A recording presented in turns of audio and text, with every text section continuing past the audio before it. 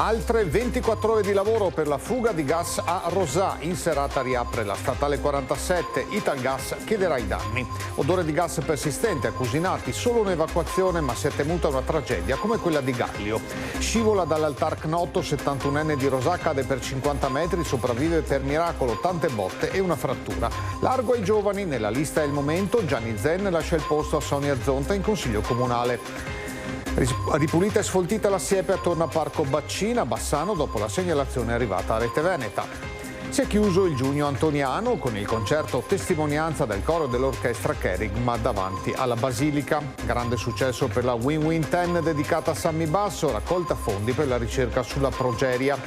Era senza patente e anche senza assicurazione il conducente di un ciclomotore fermato a Borgoricco. Dopo oltre 20 anni la provincia di Padova mette mano al nuovo piano urbanistico per la gestione del territorio.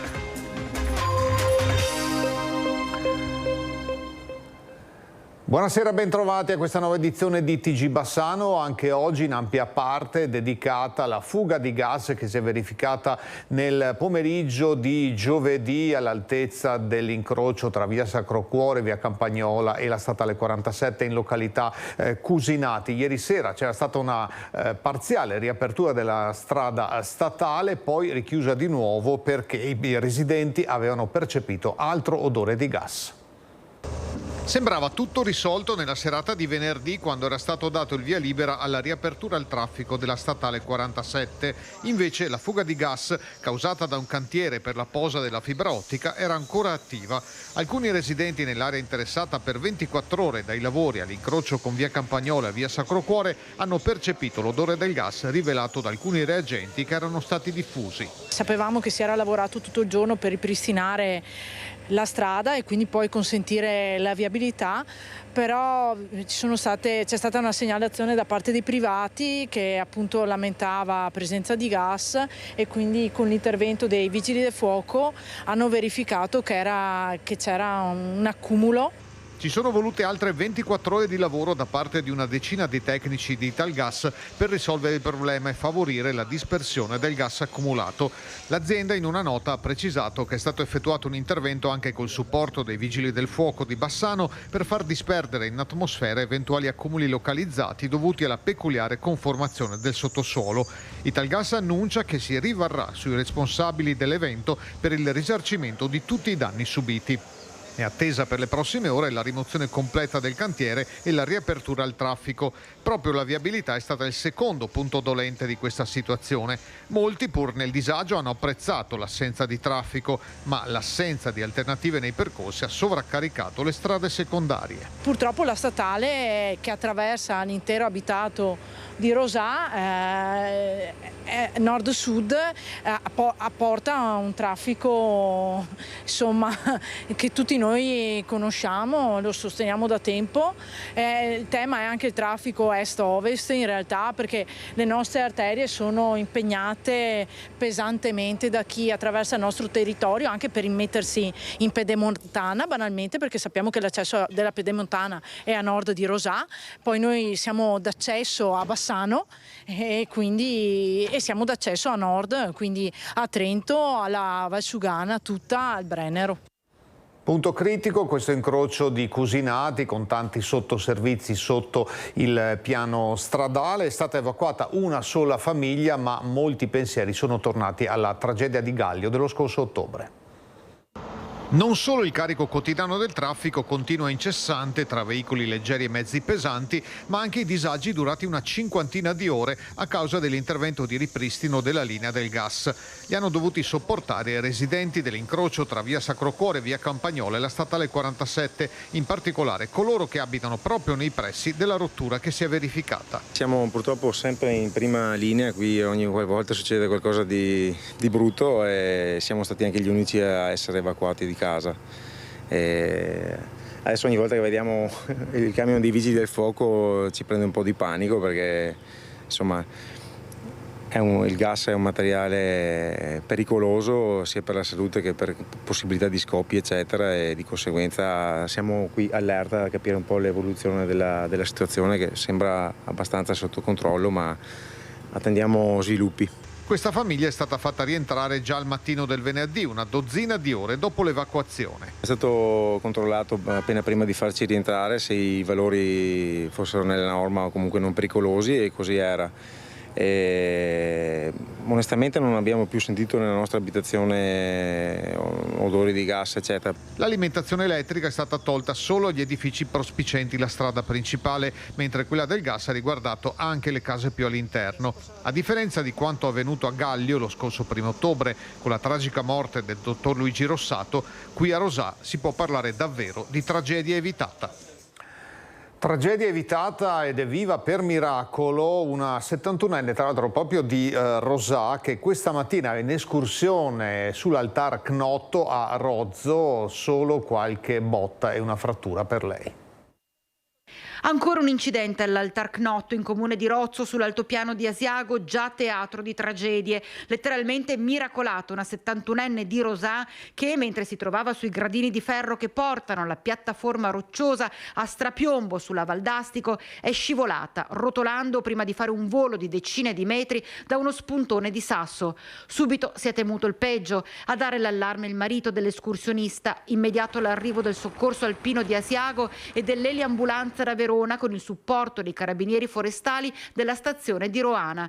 Nello stesso punto, solo l'anno scorso morì una 39enne guida cinofila di Cesena, esperta della montagna, mentre nel 2022 perse la vita un 31enne di Rovigo. In questo caso solo tante botte e forse la frattura di un braccio.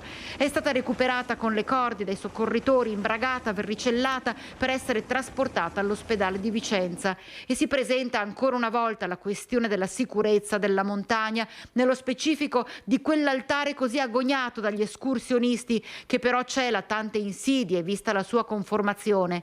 Il sindaco di Rozzo, Lucio Spagnolo, lancia un allarme. Quello di oggi appare a tutti noi come un miracolo.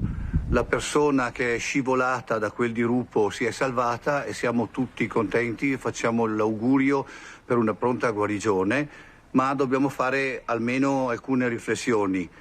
La prima è senz'altro che, pur trattandosi di un mappale privato, l'Altar Cnotto non appartiene al comune di Rozzo, il comune dovrà comunque intervenire per mettere in sicurezza quel luogo, in maniera di evitare che si ripetano in futuro incidenti. Un'altra riflessione più vasta è quella sulla sicurezza dell'andare in montagna. Mettere in sicurezza certi luoghi può causare paradossalmente maggior afflusso e anche maggiori incidenti, e la montagna non può essere messa in sicurezza interamente.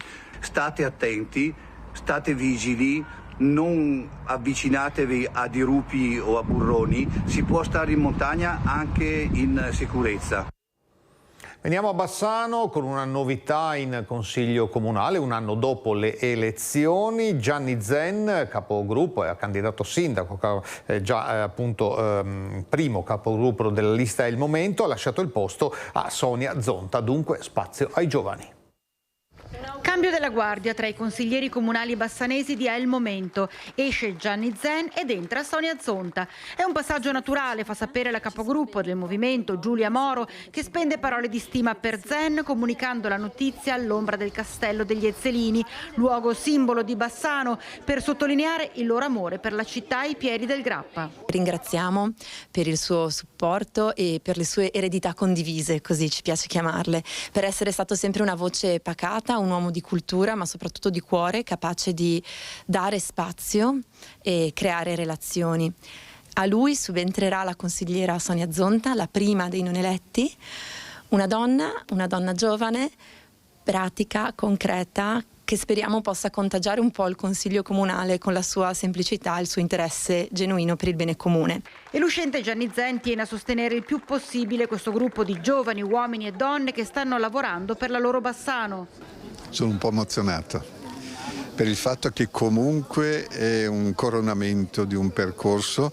Un anno e mezzo fa abbiamo cominciato a camminare insieme, adesso si tratta di un cammino diverso, perché è giusto che le nuove generazioni trovino uno spazio. I giovani non devono essere considerati solo un appendice, come avviene nei partiti oggi, ma devono essere protagonisti. I 30-40enni hanno una lucidità, una capacità di rappresentazione del mondo del lavoro, del mondo sociale, ed è giusto dare loro uno spazio autonomo.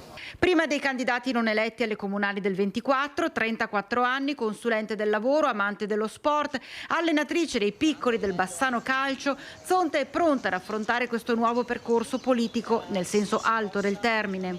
Su cosa adesso si concentrerà? La priorità per me adesso è capire come sta la città, come stanno le persone e che cosa avrebbero loro come bene primario e poi cercheremo di fare il possibile per assecondarli. Il suo sogno? Sogno di riuscire a dialogare per i meriti delle questioni, non dando già per scontati i risultati, ma lavorare insieme. L'avvicendamento Zen-Zonta si ufficializzerà nella prossima seduta consiliare del 3 luglio. È presa la notizia delle dimissioni di Gianni Zen dal Consiglio Comunale. Il sindaco Nicola Finco in una nota ha espresso il proprio ringraziamento per il contributo dato da Zen alla comunità di Bassano in questi anni di attivismo sociale, civile e politico. Pur in una posizione di minoranza, scrive il Primo Cittadino, l'impegno di Zen è sempre stato caratterizzato da passione, senso civico e attenzione verso i temi fondamentali per il futuro della città, in un confronto mai banale e sempre teso a cercare soluzioni ai tanti problemi che governano il nostro tempo. Ancora a Bassano, dopo le segnalazioni di degrado al parco di via Baccin in zona marchesana, è stata tagliata la siepe perimetrale per rendere l'area verde più controllabile. Lavoro in corso al Parco Baccin di Marchesane di Bassano, dove, dopo le numerose segnalazioni di persone poco raccomandabili presenti in diverse occasioni nell'area verde in questione e addirittura i resti di un bivacco proprio a ridosso dell'alta siepe perimetrale, l'assessore Andrea Viero, lo ricorderete, aveva assicurato un intervento in accordo con il quartiere. Qui c'è un intervento generale di riqualificazione del parco, verrà rimossa tutta la siepe, soprattutto quella lungo la strada, e verrà sostituita con delle staccionate.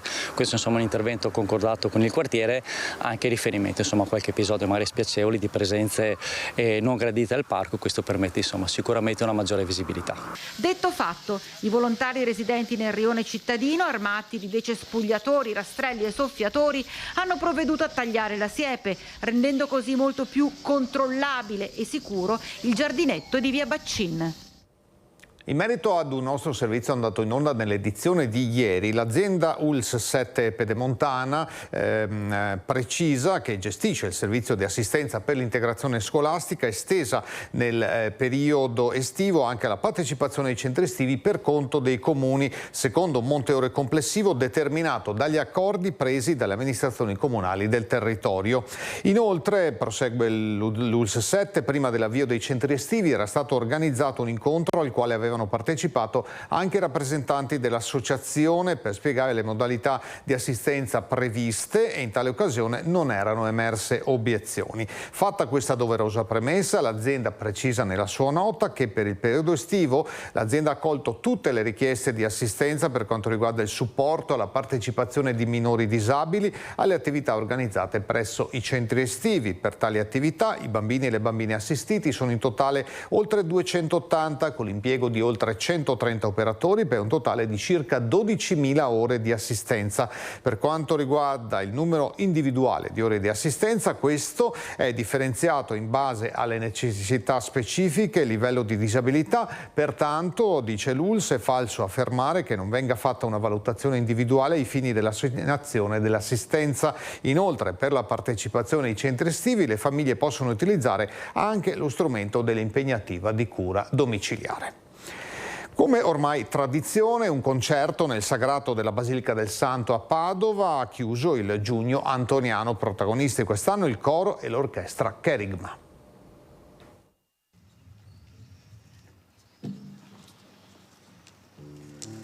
È il tramonto sul sagrato della Basilica del Santo ad accogliere le prime note del concerto testimonianza del coro orchestra Kerigma, chiusura solenne del Giugno Antoniano 2025. 50 elementi, 20 musicisti e 30 cantanti, soprattutto giovani, delle diocesi di Padova, Venezia, Treviso e Vicenza, che frequentano il cammino neocatecumenale, hanno raccontato in musica la fine della rassegna che quest'anno i frati della Basilica del Santo hanno dedicato alla speranza nell'anno del Giubileo. Giubileo. Quest'anno a Sant'Antonio ci siamo affidati cercando di guardare in lui l'uomo della speranza, e questo è il tema del Giubileo, e credo che anche la musica, il canto, la lode e la benedizione ci aiutino a fare questo pellegrinaggio, che non è un pellegrinaggio fisico ma un pellegrinaggio nel cuore, un pellegrinaggio che ci unisce tra di noi. Un repertorio di musica classica, ma anche composizioni moderne come gli inni delle giornate mondiali della gioventù e alcuni brani di Don Marco Frisina, nel concerto iniziato con la lettura di un brano del Vangelo e alternato da testimonianze di vita cristiana dei giovani coristi e musicisti, concluso con un canto dal profondo significato. Il Baba Yetu è una traduzione in lingua swahili della preghiera cristiana del Padre Nostro. È un cantico spirituale che desidera abbracciare tutti gli uomini come fratelli perché figli di un unico Padre.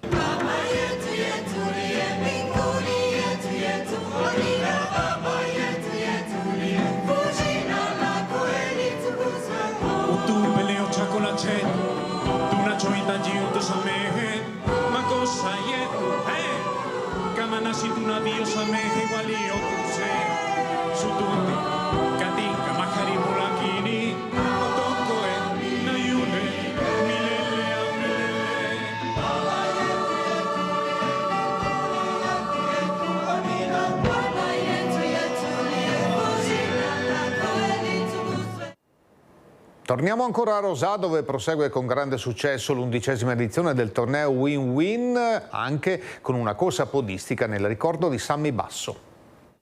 La 10 km di corsa nel cuore dell'edizione 2025 di Win-Win ha portato tutti a ricordare Sammy Basso, che lungo queste strade si era già cimentato negli anni scorsi. Questa sera intitoleremo la nostra Win-Win 10 a Sammy Basso, un amico che ha sempre corso con noi tutte le edizioni, e quindi per celebrare ho deciso di correre anch'io stasera, quindi forse sarà l'ultima intervista che faccio, perché poi non lo so se arriverò. A dare il via ideale alla corsa podistica c'erano, in collegamento da remoto, anche i genitori di Sammy. Gli amici l'hanno sempre incluso nei vari progetti, e quello più importante, quello che lo ha visto partecipe in varie manifestazioni, è proprio quello della corsa. Ha partecipato a tantissime maratone grazie all'aiuto dei suoi amici, in primis quando sono partiti con i Nico Runners, ma poi con il gruppo formatosi dai suoi amici i Sammy Runners. Continuiamo a correre assolutamente, ci ha lasciato a pochi metri dal traguardo di importanti novità scientifiche che scopriremo quest'anno. E anche nella corsa, metaforicamente, simbolicamente, noi continuiamo perché a fare del bene si vince sempre, è il motto del Win-Win. Tutto il ricavato della serata è stato devoluto ad iProSub per continuare la ricerca scientifica sulla progeria. È stato questo l'obiettivo della vita di Sammy. Era una persona incredibile, quando veniva qua creava entusiasmo perché lui era sempre sorridente, ci aiutava anche, e quindi era veramente un amico con cui si poteva veramente scherzare, ridere, e creava proprio entusiasmo agli occhi di tutti, quindi è bello proprio. Quindi era giusto, lo vedevamo sempre correre con noi ed era giusto insomma dedicargli questa serata per adesso e per il futuro. Anche a Bassano una giornata all'insegna dello sport, in particolare del rugby touch al Parco Ragazzi 99.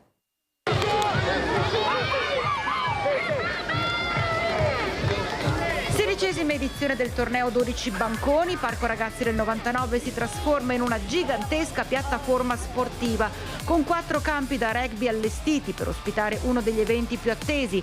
A gareggiare 16 squadre miste, rappresentanze di altrettanti locali del centro e dei dintorni di Bassano.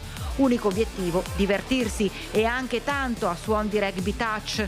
Sui campi ci sono baristi, amici, simpatizzanti, ma anche gli atleti, quelli veri.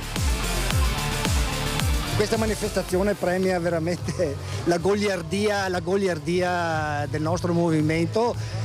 Oramai è una tradizione che da anni e anni i ragazzi, perché lo tengo a precisare, qua è tutta opera dei ragazzi, sono tutti i nostri ragazzi che oramai non lo so neanche più da quanti decenni la fanno. Ogni anno mi meraviglio perché sono sempre più ben organizzati. Si parla di sport ma si parla di rugby, per cui in una forma, ripeto, goliardica, che poco ha a che fare magari con rugby vero giocato, però è sempre un pallone ovale che suscita tanto interesse. Diciamo che oggi, quest'anno, c'è anche un motivo in più per festeggiare, il fatto di essere stati promossi in Serie B con la squadra senior, per cui che ben vengano i festeggiamenti, grazie.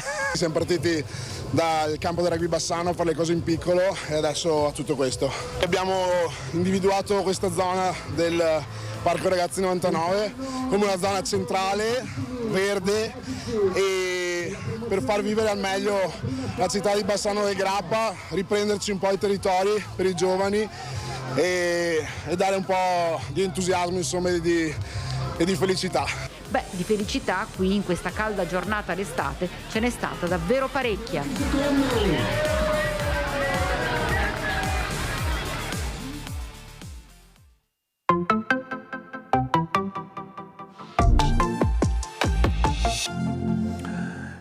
In Alta Padovana proseguono i controlli delle forze dell'ordine, vediamo le ultime operazioni. Viaggiava con lo scooter senza assicurazione e senza avere la patente il cittadino senegalese fermato dagli agenti della polizia locale del campo San Pieresi in via Roma Borgoricco.